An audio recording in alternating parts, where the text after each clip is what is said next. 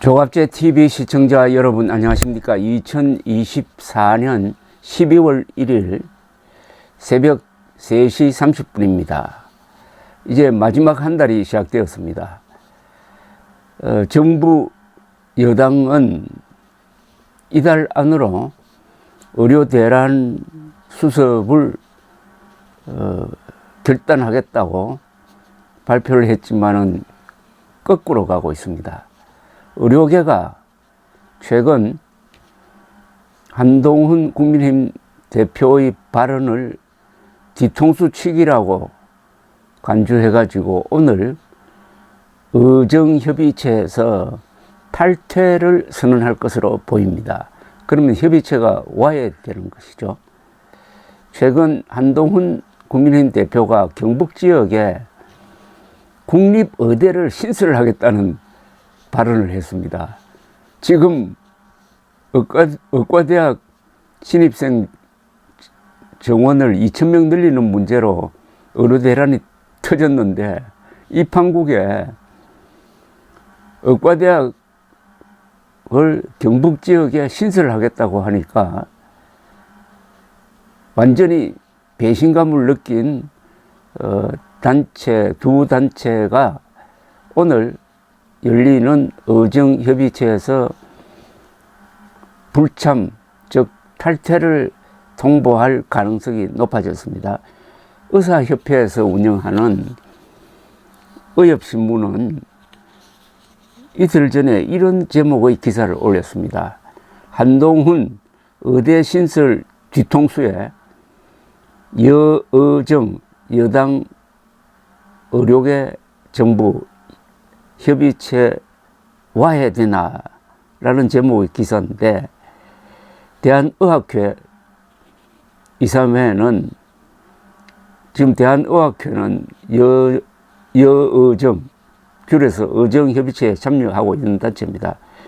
지난 29일 협의체 불참을 결의했고 또 다른 참여단체 의대협회는 오늘 협의체에서 입장을 통보할 것이라 불참 입장을 통보할 것이라고 보도를 했습니다.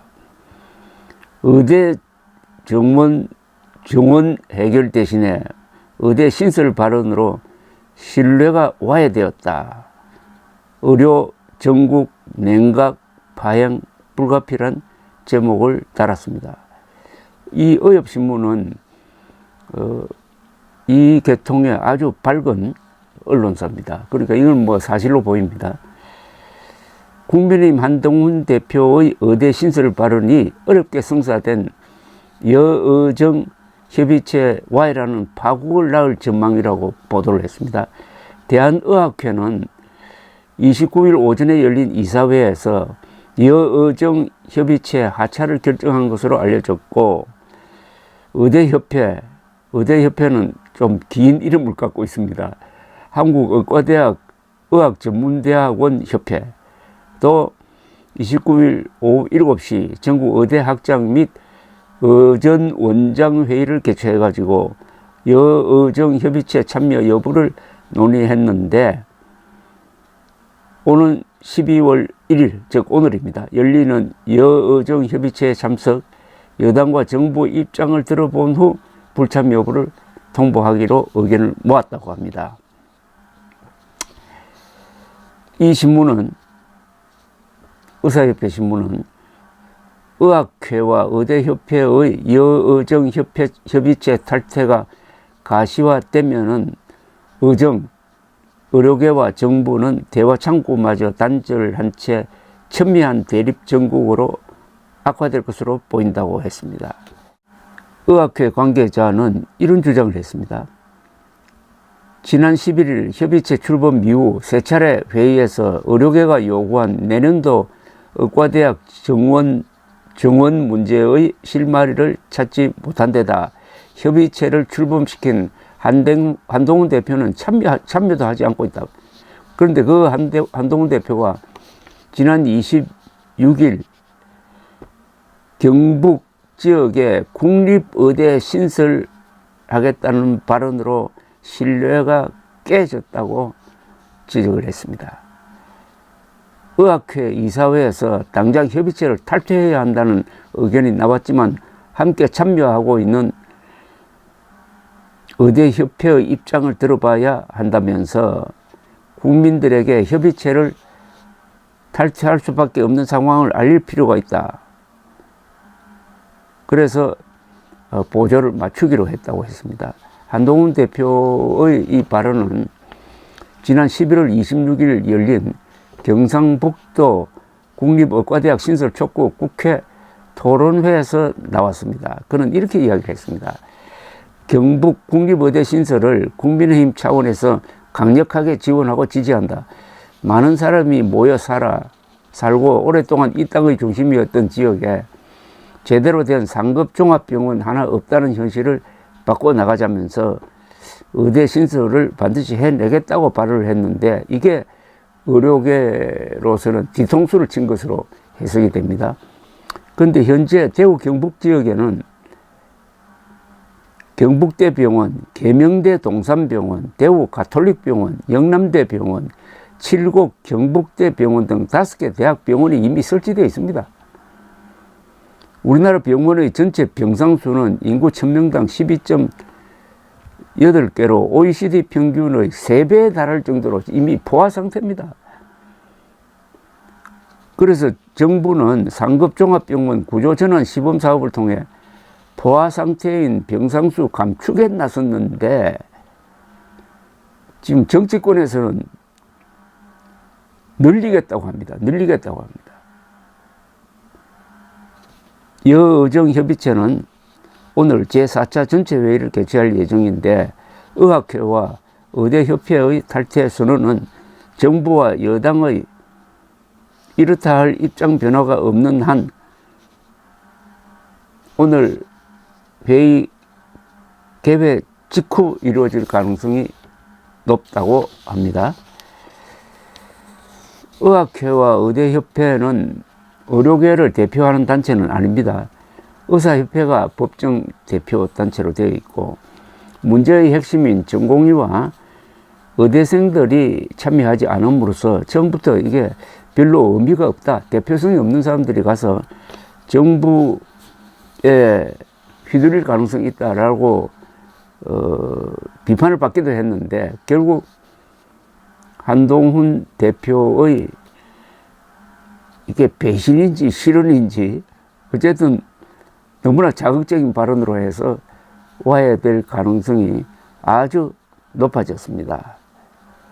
그런데 이 의정협의체가 와해되면은 정부와 의료계의 대화는 단절되고 악화되는 상황에 운명을 맡겨버리는 꼴이 될 것입니다. 지난주 한국 갤럽 조사에 따르면은 국민들의 79%가 아프면 제대로 진료를 받을 수 없게 되지 않을까 걱정하고 있는 걸로 나와 있고 66%는 현 사태에 대해서 정부의 잘못이 있다라고 생각하고 있습니다. 66%가. 이런 상황에서 정부와 여당이 공식적으로 의료대란 수습에서 손을 뗀다는 이야기가 됩니다. 두 단체가 탈퇴하면은 이 협의체는 협의체가 아니죠. 그래서 사라져 버리는 건데 이것은 한동훈 대표의 이 신뢰도에 큰 타격을 줄 것으로 보입니다. 어떻게 보면 한동훈 대표의 존재 의미가 사라지는 것이 될 것입니다. 제가 여러 차례 말씀드렸습니다. 한동훈 대표가 전략을 잘못 짜고 있다고. 김건희 여사 문제에 너무 집착하다가 의료 대란을 놓치고 있다고. 의료 대란 해결을 해야 대통령감이라는 자격증을 얻게 되는데 김건희 여사 문제에 집착하면은 윤석열 대통령과의 관계만 악화시키고 의료 대란을 해결할 정치력을 상실하게 된다. 오히려 김건희 여사 카드로 윤석열 대통령을 압박해서 윤석열 대통령이 의과대학 2000명 정원을 포기하도록 만들어야 그게 정치적으로 큰 인물이 되는 길이 될 것이다라고 했는데 불행하게도 김건희 건으로 빠져들어가서 윤석열 대통령과 갈등 구조를 만든 다음에는 의료 대란에 대해서 전혀 관심이 없고 드디어 지금 타이밍도 맞지 않는 경북 지역에 이미 경북 대구 지역에 대학병원이 여러 개 있는데도 불구하고 또 하나 더 만들겠다는 이런 아주 무리한 이야기를 하는 바람에 결국 이 판이 될 것 같습니다. 한동훈 대표는 기회를 놓쳐버렸습니다. 앞으로 검사 출신, 특히 특수부 검사 출신이 대통령이 될 날은 오지 않을 것입니다. 물론 종북 운동권 출신이 대통령이 되는 길은 국민들이 막아야죠. 감사합니다.